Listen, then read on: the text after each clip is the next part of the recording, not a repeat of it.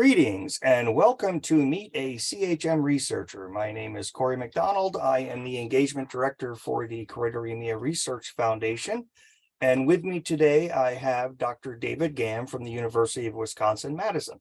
How are you today, Dr. Gamm? I'm excellent, thank you. That's good to have you here. Most people in the CHM family are going to know who Dr. Gamm is. So I don't have to get too much of a introduction here. But so you are from Madison, Wisconsin, and you went to school there as well, correct? Actually, so I live here now. I grew up in Grand Rapids, Michigan, and I went to school at the University of Michigan in Ann Arbor. So I did my undergraduate and my MD and PhD, and then I came to Madison for my residency in ophthalmology, and then stayed on for my pediatric ophthalmology fellowship, and then thereafter on faculty. Oh, awesome! So you've been there for several years since now. 1999. So that's where when I came for residency. So about 23 years. Wow, nice. And it's a nice part of the country anyway. So now, so tell us a little bit about your family.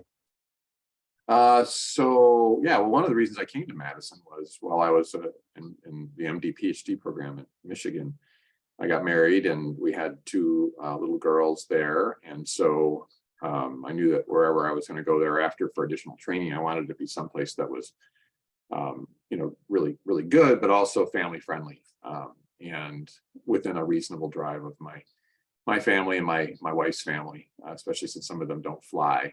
So I kind of drew a radius, and Madison fell within that, and it was a fantastic program. And so married those two daughters, and then I had a son when we were shortly after us arriving here in Madison. So total of 3 kids then that I'm aware of, and so girl, boy, they're 27, 25, and 22 now. They all just had their birthdays. So all of our birthdays are in September and October. My oldest daughter, Emily, she's was an ICU nurse during COVID in Minneapolis, and then now went back to school for nurse anesthesia. So she's going to be a CRNA. And then my next daughter is a history teacher in high school in a town near here called Baraboo. And then my son is a senior mechanical engineering student here at UW-Madison. So my wife is, we've been married now coming up on 31 years. And she is a teacher by trade, but works with the local elementary school with kids in the first grade, specializing kind of in reading, but also does recess and just general works with the first graders. They all know her name. She's Miss Marilyn. In my neighborhood, I'm Miss Marilyn's husband. Halloween is great because they all come up and give her a hug, and she memorizes everybody's name in first grade, and she's done that for years and years and years. So they come back in middle school, and she still calls them by name. She's got a little bit of Rain Man in her. So. But awesome. For a good, and on the opposite, I can't remember a name to save my life. So for a good. Well, see, that's what makes you a good team. Yeah, exactly. I just nudge her. I'm like, okay, who's that? Yeah, my wife and I, we know our strengths and our weaknesses, and we balance each other, and it works out perfectly. But so now, and now your oldest daughter, she just got married too. Got married 3 weeks ago. Yep, she did. So Emily did, and Anna, my daughter, was the maid of honor. Joe, my son, was in the wedding as well. It was a really, really great time, and it's now 3 weeks out. And as far as I know, knock on wood, nobody got sick from it. Or you always kind of worry about those sort of things, right? Oh yeah. Don't want to be a super spreader event, but it was great weather and just a wonderful time. Congratulations, man! That's awesome. So yeah, so a new son-in-law too, Tyler. So. Yeah, there you go. And he's great. And hopefully within the next few years, you can greet your first. Well, we've made that abundantly clear. Yeah, as has his family. So he comes from a great family too. So it's nice when you add people on, and it's not only are those folks wonderful, but their entourage is also just enriches your life too. That's great. Yeah, our son-in-law, Saruan, it's same situation. He's married to our daughter Heather, and he's Cambodian heritage. Yeah. And let me tell you, they are just all about the family. Yeah. And it's so wonderful to really see that. Matter of fact, we just said hello to grandchild number 6 on Saturday. Well, And congratulations. thank you. Yeah, it's Heather and Saruan's second one. Okay. Yeah. So now they have a daughter who's 5.5, and now the son. So yeah, we've been taking pictures like crazy, and the usual grandparent stuff. Oh yeah, yeah. Planning on how much we're going to spoil them. That's the best part. They say that grandparenthood is your reward for allowing your children to survive their teenage years. Yeah. And we take full advantage of that. So no, we're looking forward to it. We're very family oriented. We're fortunate that we've have a close family on both sides, my wife's side and my side. that's awesome. That is, yeah, we got my wife's side of the family. She's got 4 siblings, and every year Thanksgiving, her mom's birthday is always either on or around Thanksgiving. So the entire family comes into town, not for Thanksgiving, for Thanksgiving week. Oh, nice. Yeah. It's just this week of family time and feasting, and just, I think I gain about 6 to 8 pounds every year during Thanksgiving week. It's incredible. It's the one thing being in Wisconsin, and both of our families are for the most part in Michigan. So it's not too far away, but we don't get it back as much as we'd like. But when we do, it's for usually an extended weekend, as opposed to just a dinner and then go back home. So there's some benefits to being a little further away. You spend more time, less frequent, but maybe higher quality, longer periods. So Exactly. And the quality time is really what it is. Now, when Dr. Gamm isn't working in the lab, what else can we find him doing? Well, I mean, so you hit the big one there. I mean, families, what I spend time with. So, when I get home, I try to get home for dinner every day, and it's kind of just gives me an end to the day. And weather's nice or it's not nice, I'll go for a walk with my wife and play cards. We'll binge something on Netflix, but binging for us means we get it done in 6 to 12 months, as opposed to like us too. Opposed to a weekend, and pretty much, I mean, pretty much a homebody afterwards. I mean, people say, how do you do all the things you do? And I really, I don't travel out that much outside of family vacations. And, I don't golf. I mean, I like to golf. I like to go out and do things like that. I'm bad at it, but I mean, it's not something that I'm intrinsically driven to do. So we like to stay healthy. And so my wife and I will walk or jog and go to the gym, and, but nothing too crazy, and talk to family and go out to eat with our kids. And they're close enough now where, with all of their lives, we kind of weave ourselves in there where we can. So nothing too crazy. Yeah. That's my wife and I are like that too. We're for the most part homebodies, but we take trips here and there. And yeah, us too. And we try to, concerted effort to get out and do something a couple times a year. But, we also like to get back to see family. So a lot of times those trips are going back to Michigan and then sitting and catching up with family. Yeah, my wife and I, we got about another 3.5 years or so to retirement. And the plan is, I've been saying it for years, is I'm going on the CHM family tour. Because I believe it's 42 of the 50 states that there's somebody in the CHM family that has told me, come on over and visit, you can stay with us. So we're planning a little did they know trip, you know them up on. Oh yeah, absolutely. Matter of fact, on one of those trips, we won't be too far from you. We'll be in New Berlin, Wisconsin. Oh yeah. Yeah.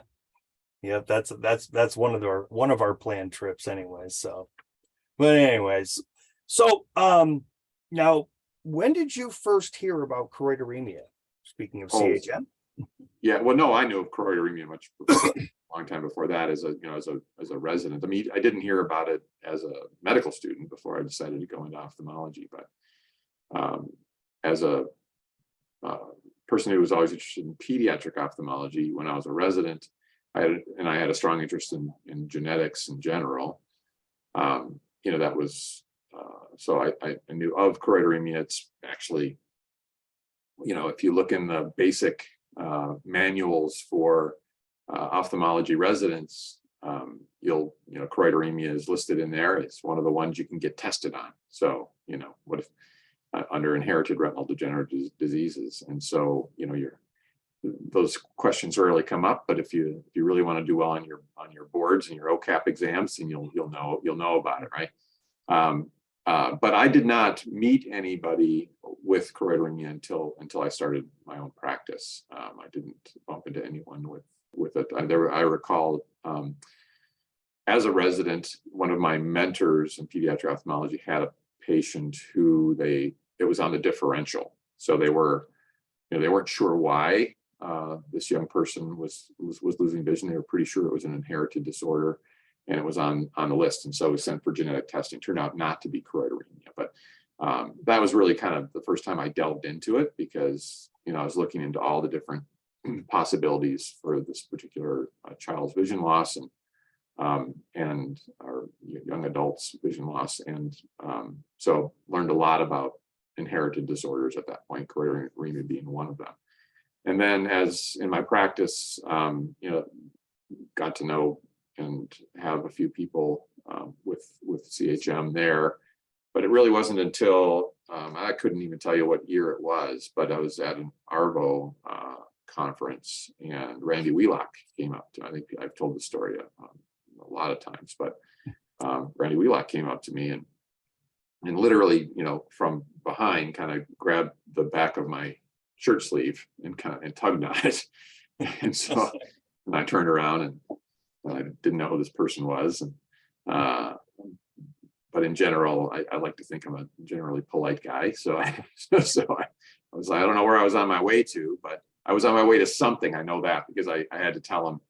He introduced himself, and I said, well, you know what, I'm late for something, but how about we meet and talk later on? And we set up a time to meet, and then we started talking, and he was asking me about my interest in choroideremia and its potential applications for the work that I was doing. This is way before where we are right now in terms of the technology, and so it was we didn't know how far we could take it. And I also remember being very, and still am, very guarded in terms of, it's always this kind of under promise, over deliver, which is, try to control the hype, have a good balance there between letting folks know that there's hope there and that there are new avenues of treatment that have promise, but also that it takes time, and any technology, whether it's biologically based or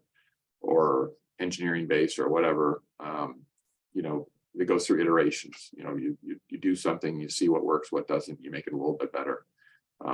Just like computers and cars and airplanes. It's just you start out with a supersonic jet right off the bat. So but so tempering expectations. So I remember doing a lot of tempering of expectations, but Randy was a little bit of a paradox, because he, on the one hand, understood all of that. Very smart guy, very kind of educated in this in the sciences in general, even beyond choroideremia.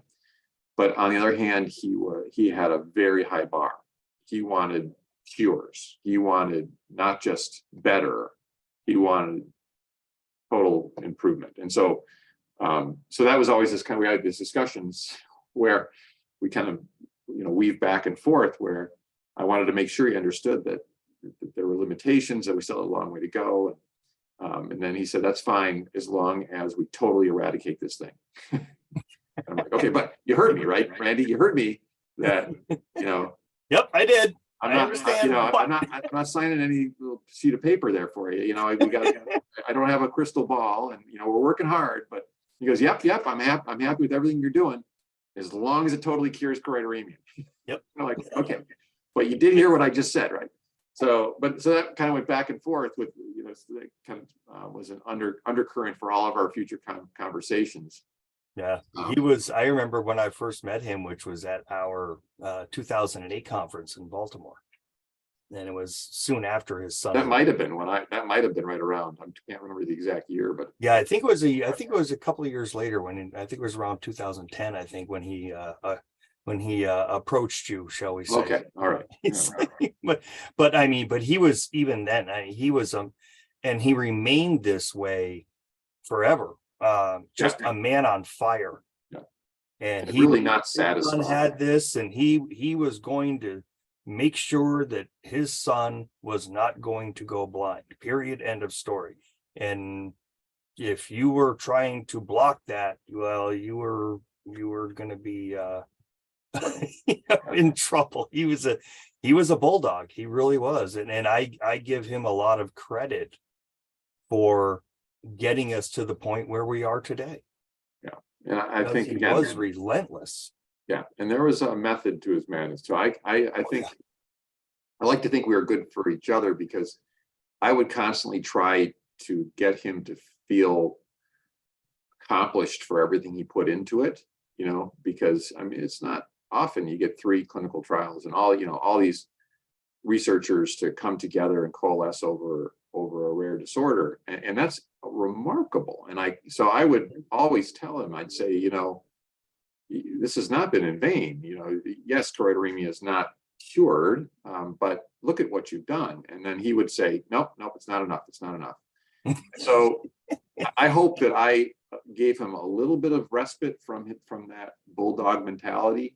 And he also, taught me that, not to set the bar, even though my inclination is to do that under promise, over deliver, but not to settle either. And not to go into something with a preconceived notion that if we make things a little bit better, that's good enough. And so I think in some respects that repartee, that back and forth, helped me to raise my bar higher ultimately. And then maybe, just maybe, I allowed him to sit back and take a deep breath and smile a couple of times, maybe. Maybe. I'm not counting on that.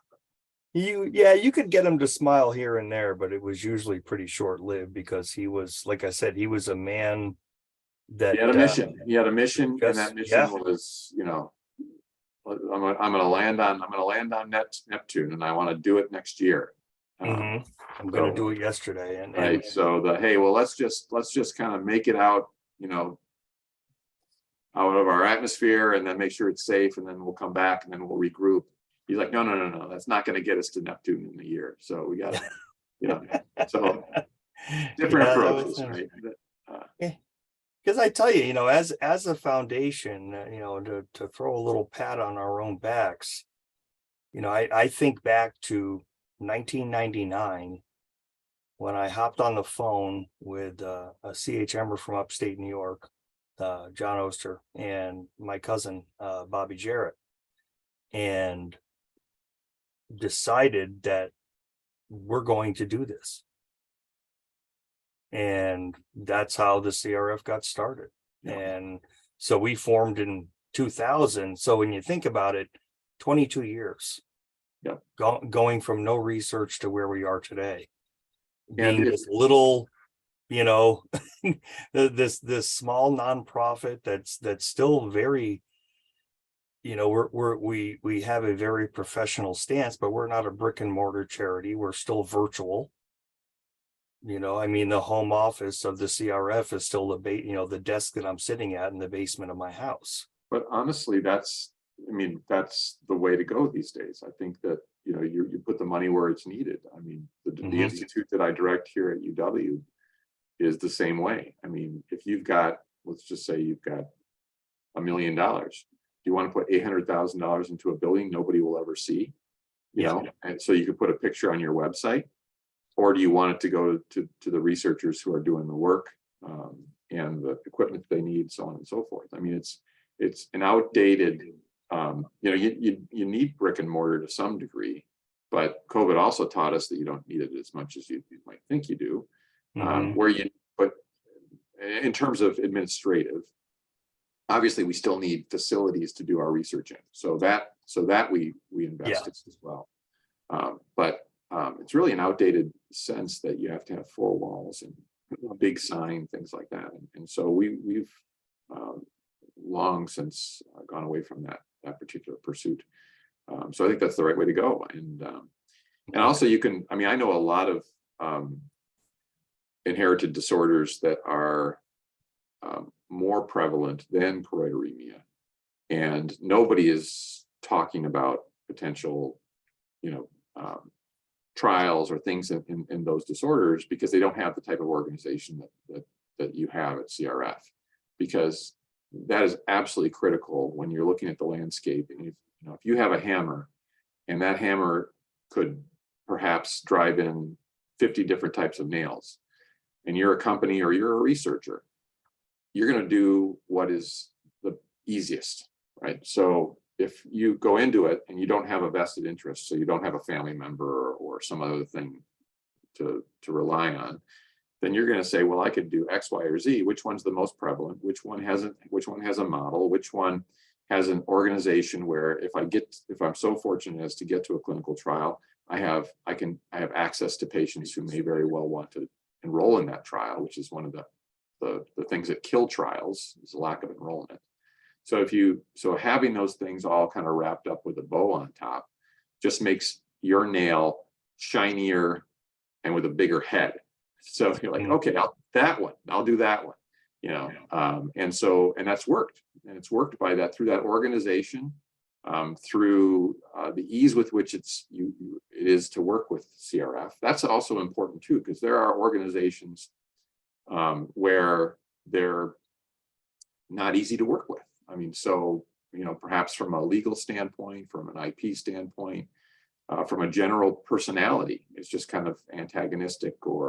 And so again, when you're looking at, 7, 8, 9, 20 different ways that you could go with your technology, why make it hard on yourself or make it unpleasant? And so CRF is not just a wonderful organization with regard to helping researchers, organizing researchers and patients, but they do so with just a positive attitude, and they kind of make it fun. I mean, so ever since I've been involved with CRF, it's one of my favorite organizations just to talk to those people, the ones that do the fundraisers, other people that are in administration, the patients. You're faced with something that's one of the more devastating, conditions that a human can face, which is this kind of inevitable loss of vision, which is so important to us. I mean, that and cancer are the two things we fear most. And yet somehow as a group, either because you support each other or it's just intrinsic, maybe there's another gene modifier there that makes everybody just so wonderful to work with. Maybe someone will do the genetics of that. There's something connected to Rep1 that just makes the personalities great. But so all of that put together makes folks gravitate towards CRF and working on choroideremia. Yeah, I was asked once about what are our keys to being who we are and how far we've come, and I said first and foremost, I believe the fact that we grew out of a support group. And these are people that just, got together in an email-based, back before there was social media, an email-based support group, and it was discussions via email that led to the formation of the CRF. And so I think that base of support has always been a real key to us. And I think the other part is that really when you look at the leadership of the CRF, when you look at our board of directors and our staff, there is one person on our staff who is not personally affected by CHM. Every one of us either has CHM, or we have a child with it, or a spouse, or a family member. And because that fight is personal to all of us, I think that makes a world of a difference. Yeah. But again, I've been involved with organizations and people where that can also be a bit of a detriment, because if you don't, because it is personal, it can get frustrating fast, and that can bleed into maybe, being a little short-sighted, saying, okay, well, that didn't work this year, we're going to totally go in another direction next year, and you start flitting around, or there can be some infighting between different people with different types of mutations and what have you. So I do want to say that's a great point, but also it takes a special group of people to be able to coalesce and maintain a general focus and a consistent direction. So obviously we want things done as near term as possible, but it's not like people are jumping ship because something didn't happen last week. You have to have this long-term vision, and people buy into that. And so so having all those folks with such personal vested interests, but yet still being able to work together to draw encouragement from one another, that's not always the case. And so CRF, no matter how you slice it, is very successful and unique in those ways. Well, thank you. Well, and speaking of the research and stuff, how do you feel about, currently about how the research is going, where it's going, and I know I won't ask you for a timeline, but just well, I got to say, I've always, every time I've ever given, I believe at this point is always I've underestimated the progress, and again, that's probably the under promise over deliver aspect of what I try and do. But again, one of the things that choroideremia has going for it, it's a blessing and a curse, is that it's quite heterogeneous. So you have a lot of different types of mutations. You have a lot of different things that can lead to the dysfunction of this protein that leads to the disease. And because of that, it's like a canvas for a lot of different technologies. So it's small enough to be packaged into a traditional type of viral vector that can be used for gene therapy. That's why you've had 3 already. There are so many diseases that are too big, that can't be packaged into these small little delivery vectors. And so that's within the purview of CHM treatment, because of it's a relatively small gene.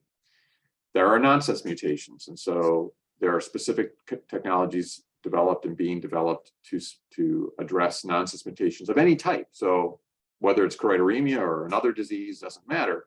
But again, because choroideremia is so well organized, that companies that are working on these technologies will say, yeah, I'll work on that. I'll test it on that particular gene, because it's the tools are there and the people are there, and it's just a path of least resistance. And then there are missense mutations that are amenable to gene editing or base editing. There's RNA editing, and then that's all for situations where you have enough of your retinal cell types still alive, because all of those particular types of therapies that I mentioned up to now require them to enter into a cell that hasn't been lost yet, that hasn't died, and then revive that cell, revive its ability to function. And we're talking mostly retinal pigment epithelium. That's where we think the seat of choroideremia is. There may also be effects primarily on the photoreceptors, but RPE certainly, and it may very well be the primary seat for the disease. But then if you get to a certain point in the course of your disorder where those cell types are gone, then it's like delivering a new furnace to a house that's burned down. It doesn't matter anymore, right? Doesn't help. You need a new house, right? So the whole let's make a new house is kind of the stem cell aspect of things, or the regeneration aspect of things. So, and it's more complex. It's more complex to build a house than it is to install a furnace. So, it makes sense that would be a tougher row to hoe. But it starts with, can you make a house in the first place? because if you have no ability to make a house, then it's just pie in the sky. And so over the last 20 years or so, and more condensed kind of in the last 10 years, really have shown that we can make houses. We can do that. And they're real houses and they function. I mean, might not be the prettiest house on the block, but they're real houses. And the work that we're doing is showing that in greater and greater detail. And so, we can make the spare parts necessary on a cell basis. So we can make the genes, still working out how best to fix the genes that are there or introduce new genes, but we can also make the whole cell. But therein lies the next step, which is kind of a bit of a rub, which is the installation portion of it and the integration portion of it. So if we put a gene into a cell, all the machinery is there for it to be able to make the requisite protein, and then hopefully the protein will know what to do. But when you're replacing a cell, you need the remaining cells that it normally has to shake hands with to still be there and to still care. Because you can put a brand new, fresh, shiny cell into somebody's retina, and if the rest of the retina has checked out, doesn't really matter, right? So the idea there is then, what is the state of the remaining retina?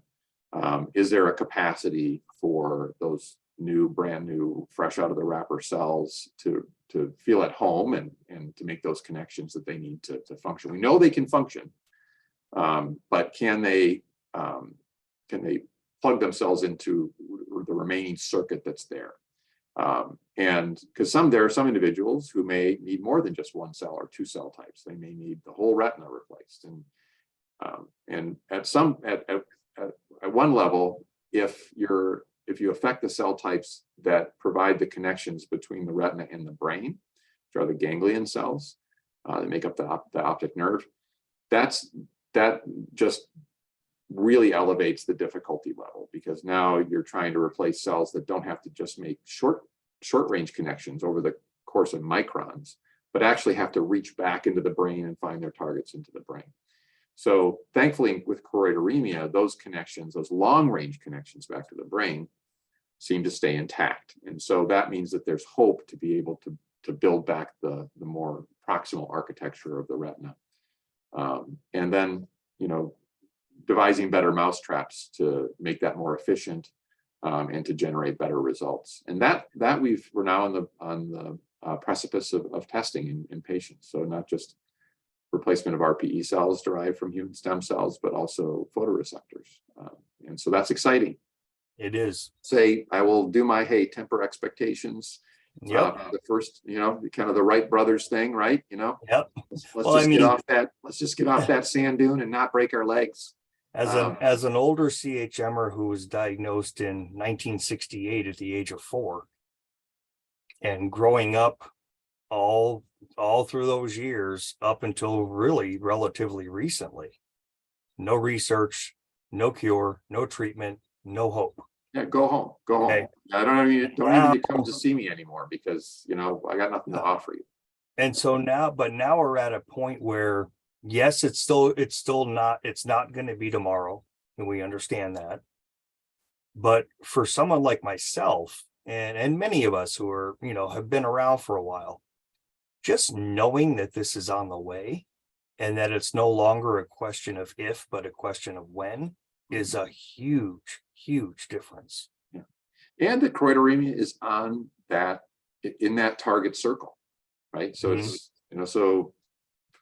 folks are looking at that, having choroideremia because large part because of CRF, that group of patients as being a potential group that you would target early on in the development of the technology. Now, the other thing to just keep in the back of your mind too is that I think I hear this a lot from my patients, is that they think, okay, well, there's not too many of us that have this particular inherited disease, and so I'm always worried about being left out. But the way science works is that there are big gorillas and little monkeys.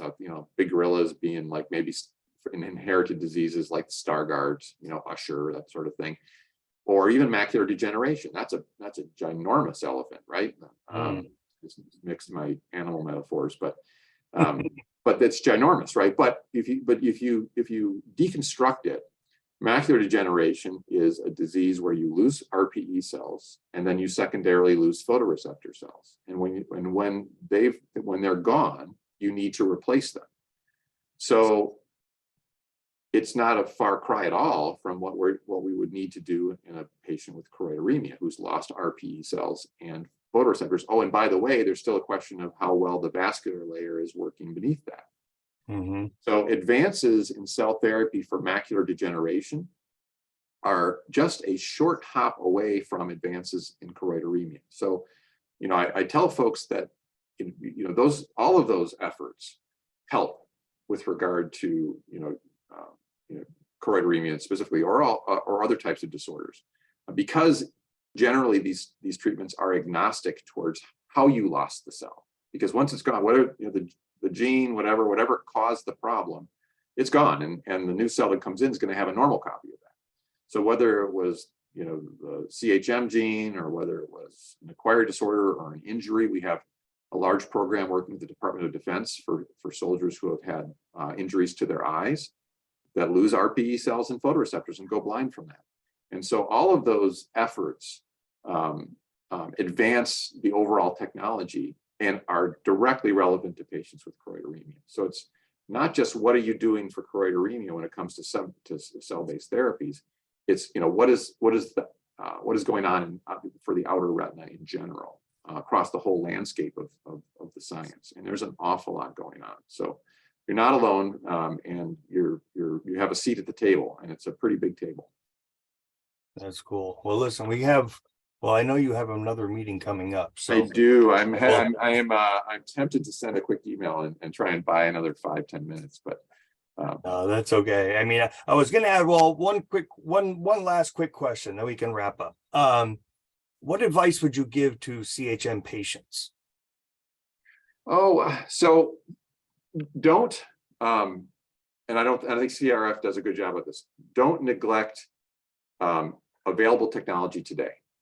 I mean, engineering is amazing. Devices are getting better and better, both on your phone and just the advancement there. When you don't have to worry about biology, you're working with physics and computers and engineering. Those fields are really taking off, and so staying on top of the devices and the advances that can make your life better, provide you more mobility, access to the world. So yes, we all want to have the cures, and we want the gene therapies and the cell therapies, but don't laser focus in that and neglect all the other advancements that are out there to make your life a better place, or make your life easier. And then also the fact that, like you said, if you go back 20 years, 50, even 10 years ago, they'd be like, maybe 10, 20 years ago, they'd be lip service that something might come down the pike, but it wasn't even a pipe dream for so long. And now you have literally hundreds of different well-funded, staffed efforts that have the opportunity to help patients with CHM get a cure, or at least an effective treatment. And so that's amazing, and that's exponentially growing. The number of companies that come to me and say, hey, will you test this technology? I mean, I'm privy to a lot of technology that's not even been out there yet, hasn't even been discussed in the general public. And it's incredible. And I look at it and I go, yeah, that could help CHM. And so there is a great amount of hope out there. I think we do have to temper expectations. So, just like I said, just like with any technology, it's not going to be a grand slam home run right out of the gate. But at the same time, even small improvements will feed the machine and get it to move faster and faster. So hope, taking advantage of what's available out there now, and just reinforcing the fact that the hope is real. And don't fall prey to those stem cell clinics that are for profit, that are in your neighborhoods around it. And then if you go on the internet, they'll tell you they'll cure your blindness, help you lose weight, make your knees function better. And intelligent people who would never buy a bridge in Arizona, because they're desperate, will slap down 10, 20, $40,000 for these snake oil salesmen and put their eyes and health at risk. And if you get those treatments, you will almost assuredly be ineligible for real treatments down the line, because you will have muddied the waters. So, folks want to know how their treatments, what they've had in the past, know that they're legitimate. And if you have one of these fly-by-night things, not only are you financially going to be hurt by that, but you're also going to be put in the back of the line for future treatments. Yeah, that's I remember asking Randy that before he even got involved in the gene therapy study. But those are legitimate. So people ask me that too. It's like, oh, if I get the gene therapy, let's say when you're ready to recruit for a phase 1 for replacement, is having participated in a gene therapy trial. Well, I can tell you, it's not going to preclude you. So I get that all the time. Should I wait? It's a big question they have. Or should I wait for that thing to come out? For a phase 1, yes, they might want folks who have never had any treatment, just to have it clear.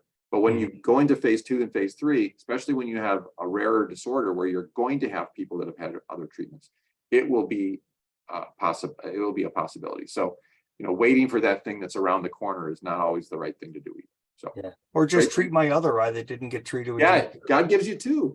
There you go. I got 2. I only got 1 treated, so we're good. You got a pineal gland too. We'll stick it in your brain. There you go. All right. Well, Dr. Gamm, thank you so much for joining me today. Oh, you're welcome. It was a lot of fun. And thank you all for watching. And I have to thank our sponsor, Genentech, who provides the funding for us to do these things. And Dr. Gamm, we will talk to you again soon. And I thoroughly enjoyed this, and I think everyone else will too. Yeah, me too. Thanks for inviting me. We'll see you real soon. All right. Thanks all. Bye now. Take care.